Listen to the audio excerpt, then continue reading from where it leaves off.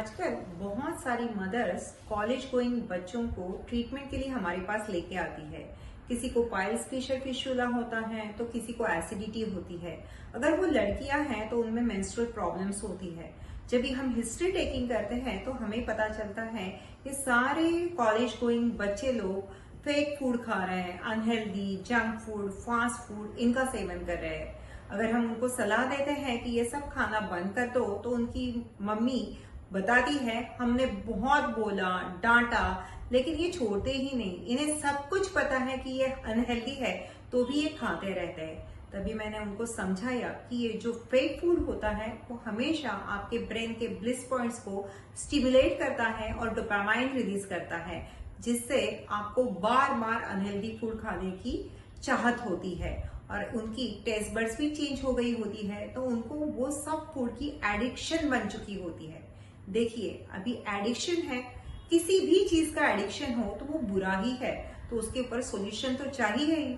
तो आयुर्वेद क्या बताता है इसके बारे में, तो हम जानेंगे। इसमें पित्त जो रहता है वो डिस्टर्ब हो गया होता है।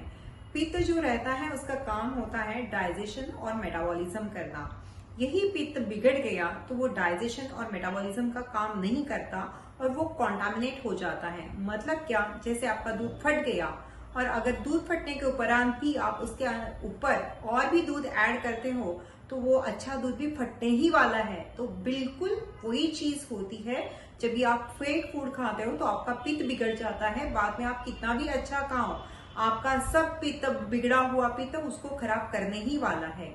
और यही कॉन्टामिनेटेड पित्त मिक्स हो जाता है ब्लड में और ब्लड के द्वारा पूरे शरीर भर उसका सर्कुलेशन होता है और इसको आयुर्वेद बोलते हैं रक्त में अम्लता आ जाना। और जब भी रक्त में अम्लता आ जाती है तो उस वक्त वो बंदे को, मतलब जो भी वो सेवन कर रहा है, उसको बार बार टेम्पटेशन होगी।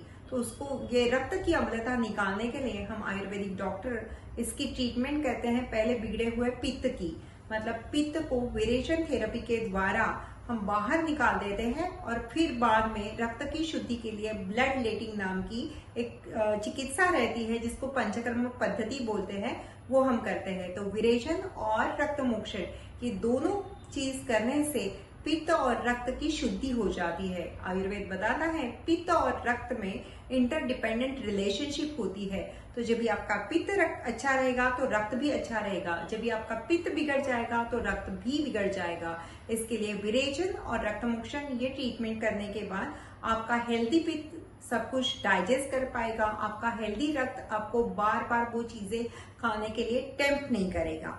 बाद में हम आयुर्वेदिक डॉक्टर्स उनको सुबह में कुछ मेडिकेटेड डिकॉक्शंस रहते हैं या फिर कुछ ऑयल्स रहते हैं, उनकी कवल धारण नाम की चिकित्सा रहती है, वो मुंह में होल्ड करने के लिए बताते हैं। उसकी गार्गल्स नहीं करनी होती है, उसको सिर्फ होल्ड करना रहता है एक लंबे समय तक, तो उसको कवल धारण चिकित्सा बताते हैं।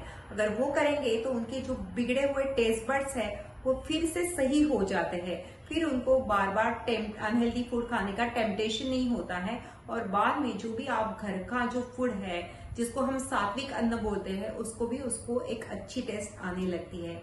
तो इसी तरीके से अच्छे वीडियोस देखने के लिए stay tuned with us. Leave Ayurveda, learn Ayurveda.